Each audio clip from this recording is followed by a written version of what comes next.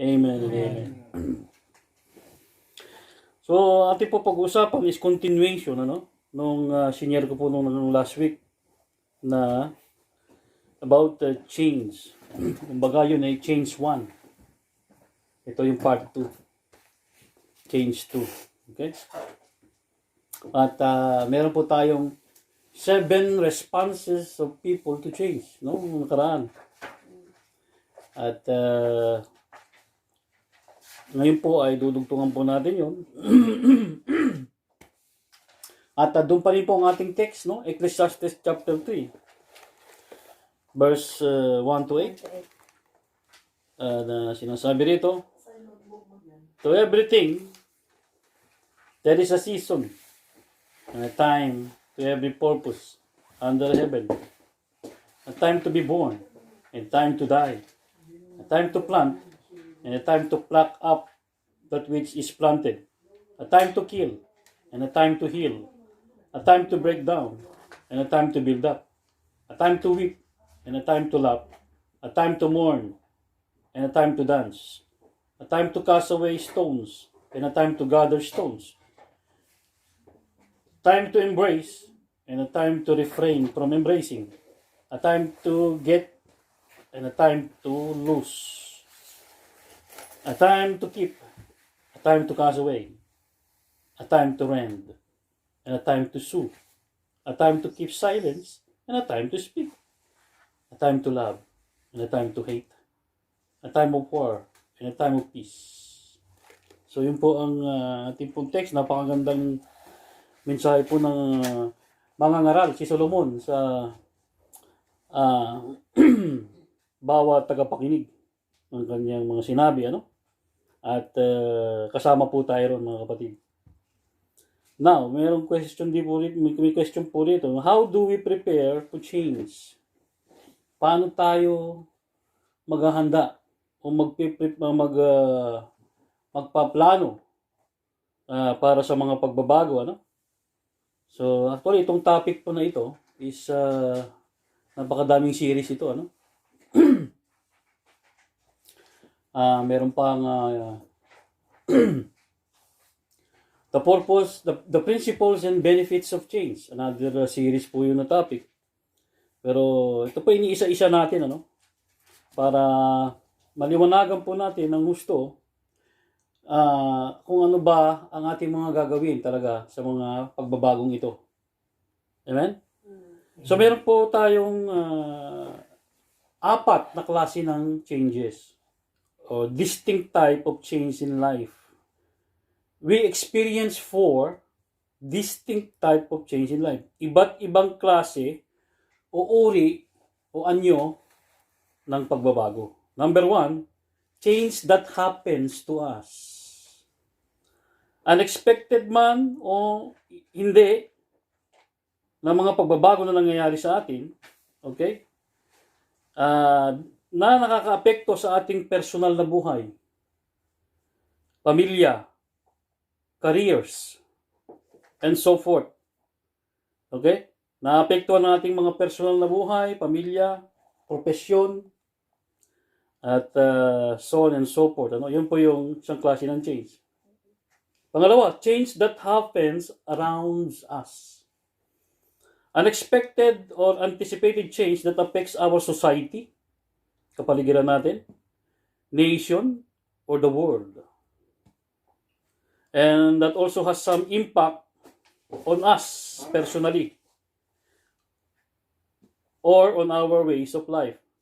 Mga pagbabago na di inaasahan o inaasahan sa paligid, na naapektuhan ng ating paligid sa mga pagbabagong ito. Ang ating lipunan, ang mga bansa, nasyon, pati na ang buong mundo, mga kapatid. Number 3, change that happens within us. Mga pagbabago mismo sa ating sarili. Unexpected man o hindi. Diretso mismong naapektuhan kung sino tayo. Like alinman sa ating mga physical condition, emotional condition, mental condition, and spiritual condition. Change that happens within us. Pangapat po, change that we initiate. Something created or altered by plans. So, pagbabago po na ating sisimulan o umpisan, something na gagawin mong plano para maiba ang present situation mo. Kung ano yung gusto mo sa future. So, yun po yung change that we initiate. Like, gusto mong someday maging accountant, maging director, di ba? Funeral director. Hello? Ano yung number 1 and number 2, Pastor? Number 1, number 2 is change that happens to us. Change that happen around us. In our, that affects our personal lives, families, careers, and so forth. Number 3. Number 2, change that happens around us. Around us. It means mga pagbabago sa ating paligid na apektuhan ng ating lipunan, paligid natin, mga bansa, nasyon, pati buong mundo. Number 3, change that happens within us mismo, sa sarili natin. Okay? Na naapektuhan yung emotional mo, physical mo, mentally mo, spiritual mo. Number 4, change that we initiate. Yung pagbabago na ating sisimulan o umpisahan para maiba ang situation, maiba ang kalagayan mo sa buhay, especially sa iyong future, ano? Hallelujah. So yun po yung 4 na klase ng change. Distinct types o iba't ibang klaseng uri o anyo ng pagbabago. So how do we prepare for that? So ang kasagutan ay yung pinag-aralan natin noong nakaraan, 7 responses of change. Okay? And then, may pangalawang kasagutan na ating papag-aralan naman sa susunod. Yun yung 7 planning for change. 7 plans for change. Yun po ang isi-share ko sa susunod, no? Ito po ay karugtong po nung last Sunday na ating pinag-usapan. So, series po ito, mga kapatid. It's a series.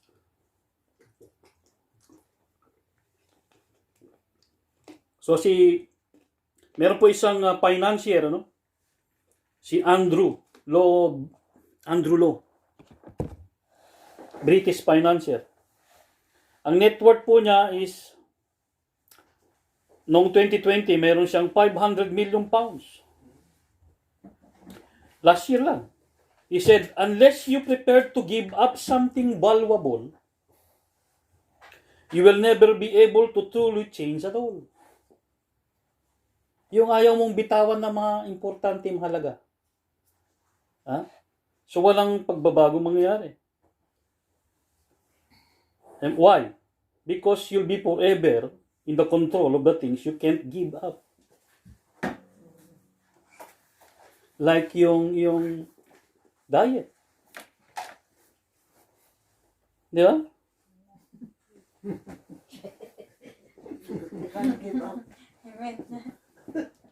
Amen? Life is about giving up and discovering it's about letting go. And holding on to something new. It's about entering and leaving. Pasok, labas. Amen? Life is a passage, not a destination. Passage. Lalagpas ka lang. Huwag kang manatili doon. Yun na yung destiny mo. Kasi nga may pagbabago. Amen? It's a constant flow of changes. Some of the best marriages end up on the rocks. Best marriages. Some of the talented people end up on Skid Row. Katulad yung kanta doon sa, kumusta na? Ayos ka ba? Ang buhay natin, kaya pa ba? Dati, nandun siya sa EDSA. May placard siya. After 30 years, napaghahari ng Dilawan, sabi nila. Nagtutulak na lang ng kariton yung tao. Nakatunga nga doon sa kanto, sa kalye. Parang wala na sa isip. Di ba? O yung sila Dick Israel, John Regala, asan na sila ngayon? Halos mamalimos sa kalye. Oo. Mga taong kilala noon. Ganun na sila ngayon. Amen? Nakulong dahil sa drugs. Nabilanggo kasi pinasok yung mga illegal. Like sino yung kidnap for ransom, tsaka carnapping. Sino yun? Artista na yun. Kontrabida lagi yun eh. Laking tao. They couldn't handle the passage. Nag-stay sila dun sa destinasyon. Amen? Isa pang statement na medyo nakaka-intriga po ay yung sinabi po ni Niccolo Machiavelli, Italian diplomat. Sabi niya, sino mang nagnanais ng palagian o tuloy-tuloy na tagumpay ay kailangan niyang palitan ng kanyang pag-uugali sa mga pagbabago ng panahon. Whoever desires constant success must be constantly adjusting to the changes in his environment. Adjusting to the changes. Kung gusto niya ng tuloy-tuloy na success. Amen? We got to change. Sabihin mo sa katabi mo. We got to change. Change. We got to change. With the change. With the Change. With the change. With the chains. Keep the change. Get the chains. Magbago tayo sa pamamagitan ng pagbabago. Amen. Yun ang ibig sabihin, no? Change with the change. Or will For the die. better. Change for the better. Yes. Or will die. Katulad na yun. Tinanong ko yung doktor nung sa ospital. Nung doon ako. Nung Webes. Ano bang diet po na dapat para sa akin? Hindi niya sinagot. Iba ang sinagot niya. Hindi niya direct ang sinagot yung tanong ko. Ibig sabihin, balang kainin mo. Kung gusto mo. No, hindi niya Ah. linya yun. Siguro Yes, sabi oo. niya. Pero sa akin, ito yun. Change or I will die. Yeah. It's all up Early. to you. Di ba? Or I will suffer. Yeah. Because sa ospital, nakita ko nung Webes talagang grabe. Yung mga matatanda. Sabi niya ng doktor, alam mo na, bakit mo pa tatanong sa akin? Ano po? Makulit ka. Mm. Sabi niya. So, ayun po mga kapatid, change o will die. Hindi lang po sa physical, maaaring sa spiritual. Amen? Yeah. So kung hindi tayo magpabanal, maging banal, mamatay tayo sa kasalanan. Amen? Kung hindi tayo susuko kay Kristo, maaaring doon tayo mapunta sa impyerno. So you end up saying that they don't care. Yun, katulad nun. Tapos sabihin mo, yung parang kang self-pity ka lagi. Napakababa ng tingin mo sa sarili mo. Na they don't care about me, pastor. Wala. Hindi ako tinatawagan. Wala akong nagkikare sa akin talaga dito sa church na ito. Oh my God. Daan-daanan na lang nila ako. Ganyan. Di ba? Self-pity. Amen. Tapusin na po natin yun. We end up with this spirit because things change but we didn't. Things change. Ba't tayo hindi nagbabago? Ng ating pag-iisip. Katulad nung sinir ko po nung nakaraan, transform. Ibig sabihin ng transform, change your mind. The way we think. Amen? Hallelujah. Magbago po tayo para sa mga pagbabago. Change for change.